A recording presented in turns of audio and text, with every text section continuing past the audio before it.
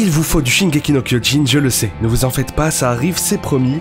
Mais pour le moment, c'est quoi ce bordel? C'est quoi ce tome absolument fantastique? J'ai envie de chialer, j'ai envie de rigoler, j'ai envie d'hurler. Je suis passé par un tas d'émotions en traversant seulement quelques pages. Ohio tout le monde, j'espère que vous allez mal cette fois. C'est abusé comment Fujimoto m'a violé les sentiments dans ce tome 3. Et je sais, je vous vois dans les commentaires, ce n'est que le début. On va commencer à me lâcher la phrase pour SNK, tu n'es pas prêt, et ça tombe bien, c'est pour ça que j'ai accroché à Chainsaw Man. Mettez-vous bien, prenez vos mouchoirs, une sucette, de l'alcool, du coca, abonnez-vous si ce n'est pas déjà fait, et puis c'est parti.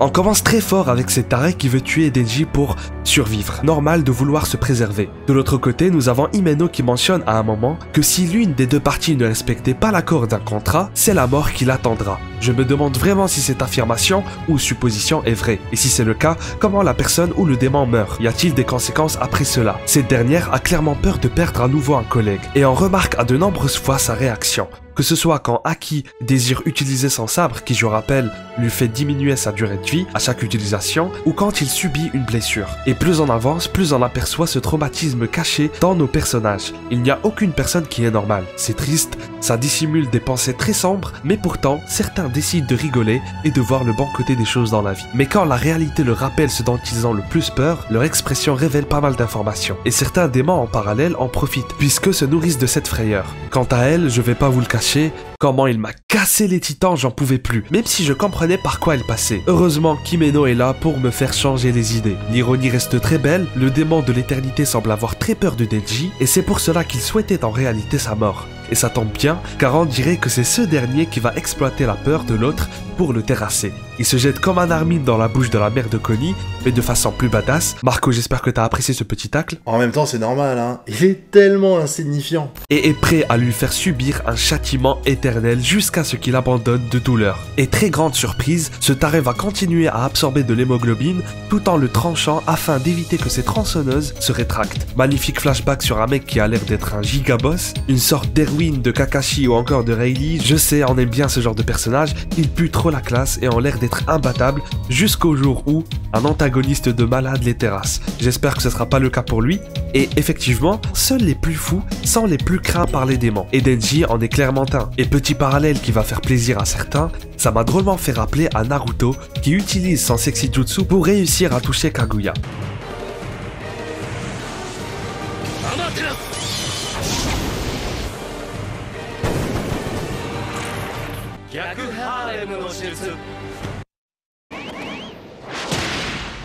C'était tellement imprévisible, mais au final, c'est ce qui marche. Plus ou moins 3 jours se sont écoulés, absolument ouf de voir un tel combat s'enchaîner pendant une durée aussi longue. Le démon de l'éternité avait fini par rendre son cœur. Et plus ce dernier le combattait, plus les deux petites recrues se sentaient très mal et coupables d'avoir voulu buter Denji pour leur propre intérêt. Honnêtement, et j'en avais déjà parlé un peu dans la vidéo précédente, sur le tome 2, je n'arrête pas de penser qu'il y a quelque chose avec le démon de Denji. Plus encore, on dit que Makima semble être intéressé par lui. Et c'est vrai, on le remarque. Cette dissonance cognitive également que subit Denji dans quelques situations renforce cette théorie pour ma part et me fait croire qu'un mystère entoure Pochita. On verra d'ici les prochains tomes. Si je vais trop loin ou non, les personnes qui sont à jour peuvent me le dire sans spoiler. Petite parenthèse, je tenais vraiment à vous remercier car déjà je lis vos commentaires, vous avez l'air d'aimer ces nouvelles vidéos sur Chainsaw Man, vous êtes trop respectueux et surtout car vous ne spoilez pas. Que demander de plus? Bon, à part partager, liker pour faire grandir la communauté, et ça m'encourage beaucoup. Je souhaite vraiment qu'on soit bien plus nombreux à parler de ce manga entre nous ici. Et puis pour Kazé, si vous souhaitez un partenariat, je suis là.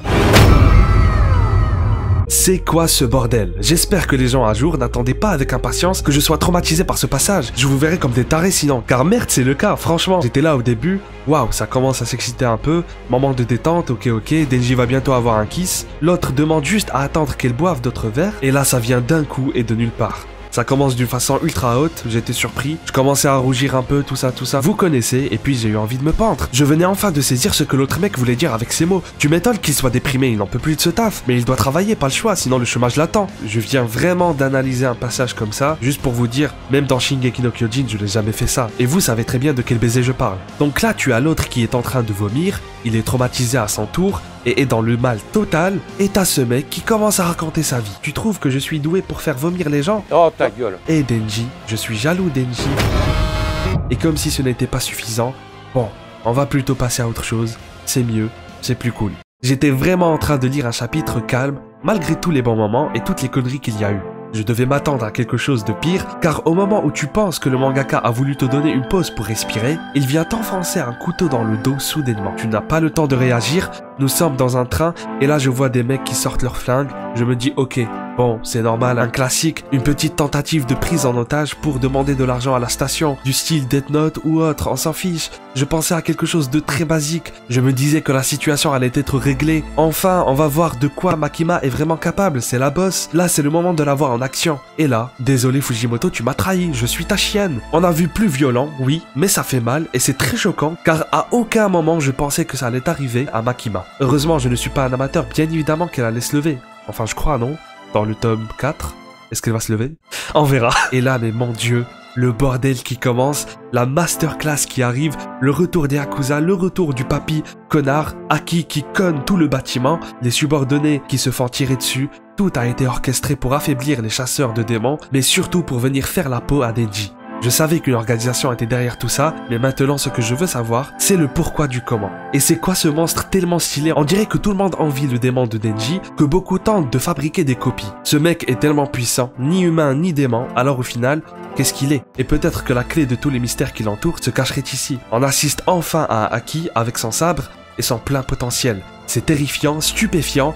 Et c'est quoi au juste le pouvoir de cet homme? Il semble régénérer ce démon, Machette je dirais, ou alors il l'a juste débloqué. Une planche très belle, vraiment. Je ne pense pas l'avoir déjà dit, mais j'aime bien les dessins du mangaka. Aki est un homme encore normal, c'est triste ce qui est arrivé, car on était dans le bonheur total. Police, voici mon second violeur après Hajime Isayama, je vous présente Tatsuki Fujimoto, mon cœur est en miettes et n'en peut déjà plus. Himeno perd petit à petit ses membres pour que son démon puisse se déchaîner et tenter de sauver son bien-aimé. Un démon vraiment classe grâce à son chara design ultra flippant. Et là, de nulle part, un démon serpent qui vient démolir ce dernier, Himeno disparaît complètement et Denji passe à l'action. On assistera dans le prochain tome à un des plus beaux combats de l'histoire, je n'en doute point. Voici la fin du tome 3 qui m'a beaucoup touché, et parce que j'avais déjà vu le trailer de Chainsaw Man avant même d'avoir commencé le manga, je commence à situer quelques passages et je suis en mode « Oh, alors c'est ça le moment que j'ai vu en version animée, ça va être incroyable ». Himeno repose en paix, je me suis quand même un peu attaché à elle, mais je vois la suite venir. Beaucoup de personnages vont mourir, je suis prêt, ne vous inquiétez pas. Y a pas plus près qu'un mec qui a fait de l'attaque des titans une partie de sa vie. Et on verra également ce que le démon des armes désire faire du cœur de Denji, peut-être se nourrir de ce dernier pour être plus puissant, ou bien pour développer une armée de démons, vu que là maintenant on en déduit qu'il y a beaucoup d'alliances. Je vous invite à vous abonner si ce n'est pas déjà fait, à liker, à commenter, donnez-moi vos théories, partagez votre ressenti, on se retrouve très bientôt pour la suite, dans d'autres vidéos, du Shingeki no Kyojin arrive également, tenez-vous prêts, et à la prochaine.